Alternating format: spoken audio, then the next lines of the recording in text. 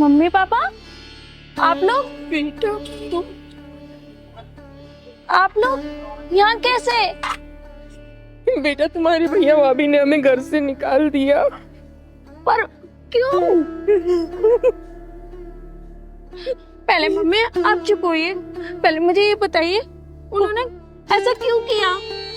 पापा आप ही तो कुछ बताइए। नालायक बेटा निकल गया कलयुग का, कुछ पता नहीं, कुछ नहीं पता बेटा। पापा आप रो मत, मेरे साथ चलो मेरे घर पे। नहीं बेटी, हम तुम्हारे घर नहीं चल सकते। क्यों पापा, आप मेरे घर क्यों नहीं जा सकते? क्योंकि बेटी के घर का खाना तो दूर, पानी भी नहीं पीते।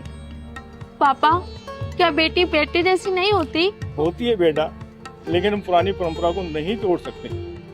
ठीक है पापा, जैसी आपकी मर्जी, पर मेरी आप लोगों से एक विनती है कि आप लोग यहाँ से कहीं मत जाना और अपना ख्याल रखना। ठीक है बेटी।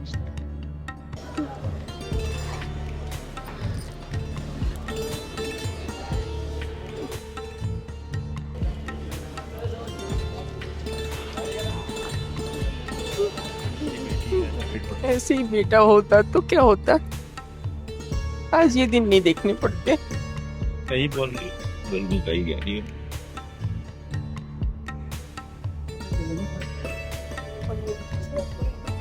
अरे आप लोग कैसे बैठे हैं?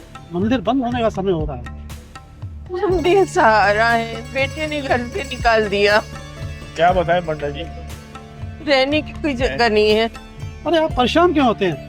ये मंदिर है ना, ये तो सबको शरण देता है।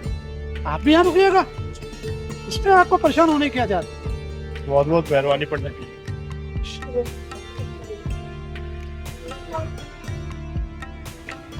मेरी शादी में अंधाधुंध खर्चा करके मेरे मम्मी पापा एकदम कंगाल से हो गए।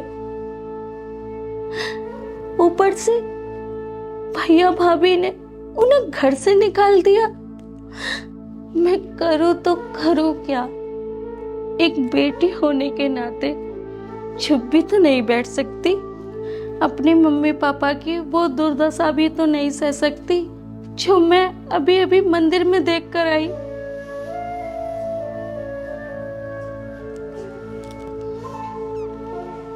रेनू, क्या बात है? क्या तबीयत खराब है? नहीं, मैं तो ठीक हूँ। फिर क्या बात? मुझे आपसे कुछ बात करनी थी। कौन सी बात? चलो पहले खाना खा लो, फिर करती हूँ। लानत है ऐसे पति पे जो पत्नी की पीड़ा जाने बिना ही खाना खा ले। खाना तो बाद में खा लूंगा, पहले बता क्या बात है। नहीं नहीं, आपको भूख भी तो लगी होगी। अरे तू बात बता ना, खाना बाद में खा लूंगा। आज मैं मंदिर गई थी, फिर क्या हुआ? अपने मम्मी पापा को रोते तड़पते हुए देखा, क्यों? क्योंकि भैया भाभी ने उन्हें घर से निकाल दिया, यह बोलकर जो भी था अपनी बेटी की शादी में लगा दिया। अब तुम्हारे पास रह क्या गया? जब से मैं अंदर ही अंदर तड़प रही हूँ।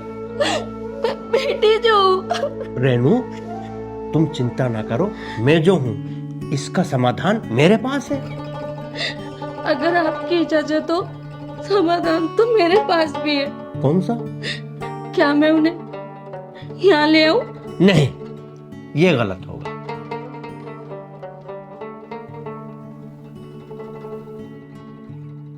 मीनाक्षी बहू बेटा कहाँ रह गए? नहीं नहीं, लोग बेटा तो हमारी है।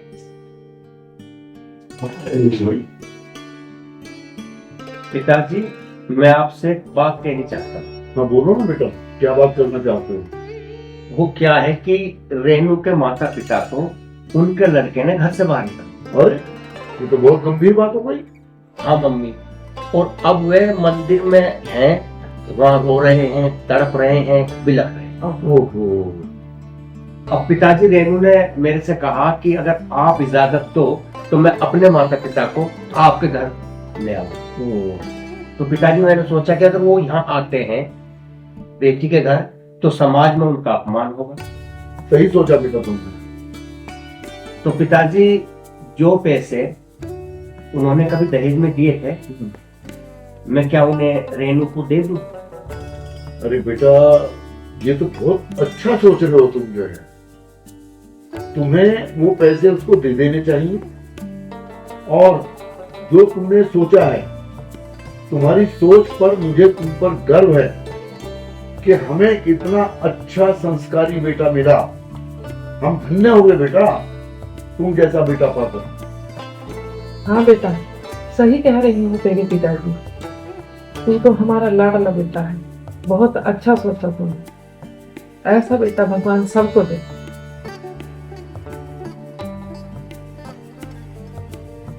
लो रेनू, ये पैसे ले जाओ और अपने माता पिता को दो, और उनसे कहो कि इन पैसों का वो अपने रहने के लिए कोई अच्छा सा मकान ले, क्योंकि बेटी के यहाँ रहने से आपके माता पिता कभी भी समाज में अपना सर नहीं उठा पाएंगे।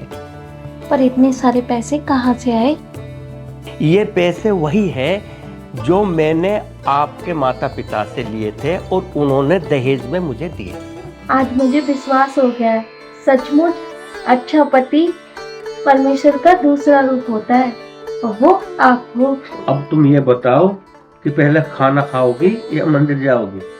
मंदिर जाने से पहले मैं आपके पैर छू के माफी मांगना चाहूंगी वो किस लिए?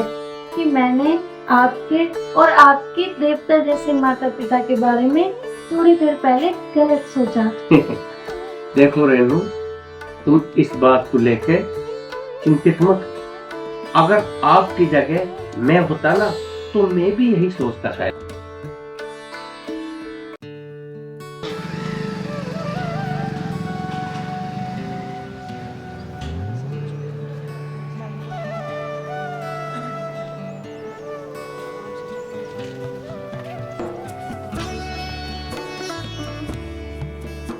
पंडित जी राम राम। कल्याण हो बस। पंडित जी, क्या हम यहाँ रुक सकते हैं? रुको भाई, बिल्कुल रुको।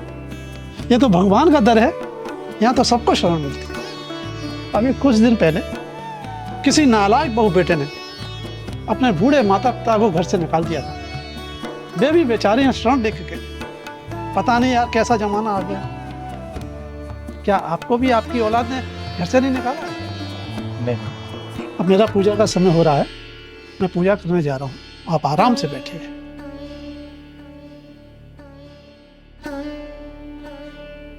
जय हो दीनानाथ, हे नाथों के नाथ, कल्याण हो कल्याण कर। जय श्री राम, जय जय श्री राम। ओम नमः शिवाय, शिवाय नमः शिवाय।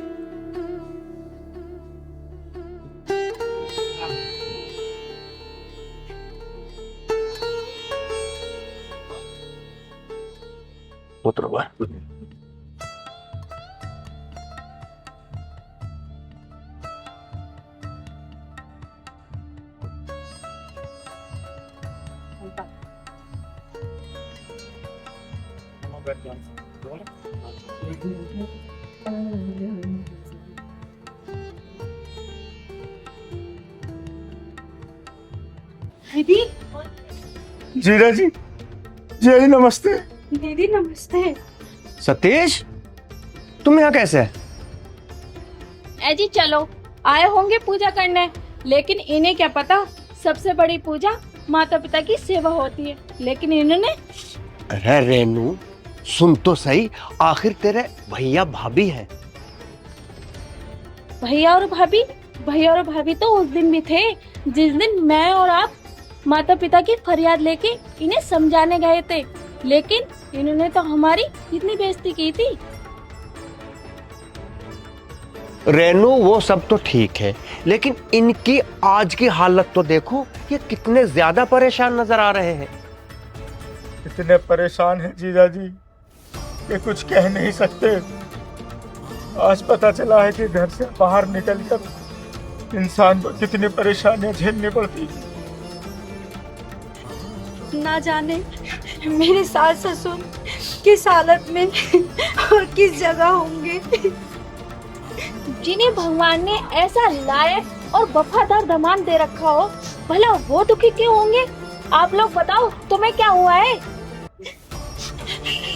मैंने सास ससुर को बहुत तंग किया, उसके बाद मुझसे सासू माँ से बहुत बर्तन भी मजवाए। मैंने उनके साथ बहुत बुरा सलूक किया, जिसके कारण हमें भगवान ने सजा दी। उनका सारा कारोबार ठप हो गया और हम इस राह में आ गए और हम दर दर की ठोकरें खा रहे हैं।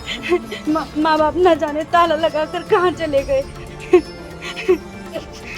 कोई बात नहीं है, आप चिंता ना करें, हम तो हैं, चलो हमारे साथ चलो। लेकिन रिश्तेदार के यहाँ रहने में तो बहुत शर्म आएगी जीजा जी।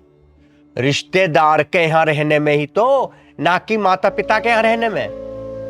माता पिता? हाँ, माता पिता यानी कि आपके सास ससुर। चलो। हाँ चलो। रुके क्यों बेटा, जाओ। मैं तो आपको पहले ही देख के समझ गया था, आप कर्म जाओ। आओ आओ। चलो। अच्छा पंडित जी। कल्याण हो समझता हूँ। बेटा हमारे तुम्हारे को हिसाब तो दिया हम। हाँ अंकल जी, सारा हिसाब किताब हो गया है। अपने नुकसानों को बहुत चले जाकर। धन्यवाद।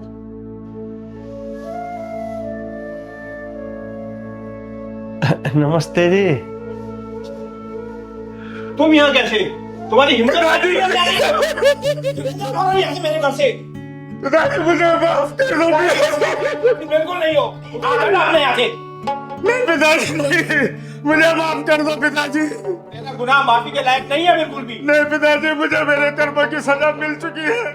मैं कंगाल हो चुका हूँ। मम्मी जी मुझे माफ कर दीजिए, मुझसे बहुत बड़ी गलती हो गई। अब यहाँ क्या करने आई हो? निकलो बाहर, हमें तो घर से निकाल दिया था। माँ जी मैंने आपके साथ बहुत गंदा व्यवहार किया, मुझे माफ कर दीजिए माँ जी।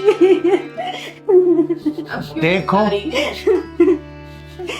एक बात तो मैं कहूं कि माँ बाप ही होते हैं। औलाद चाहे कितनी भी निकम्मी हो, लेकिन माँ बाप का दिल जो होता है नी, वो दरिया होता है जिसमें मोहब्बत प्यार अंधा भरा होता है। इसलिए मैं आपसे हाथ जोड़ के प्रार्थना निवेदन करता हूं कि आप इन्हें माफ कर दें तो अच्छा रहेगा, क्योंकि माफी से और क्षमा से बढ़कर ना कोई दान है और ना कोई दक्षिणा। हाँ समझी, सही कहता है मेरा बेटा। माँ बाप से बड़ा कोई नहीं होता और औलाद से ज्यादा प्यारा कोई नहीं हो सकता। औलाद है तुम्हारी, लगा लो इनको घर।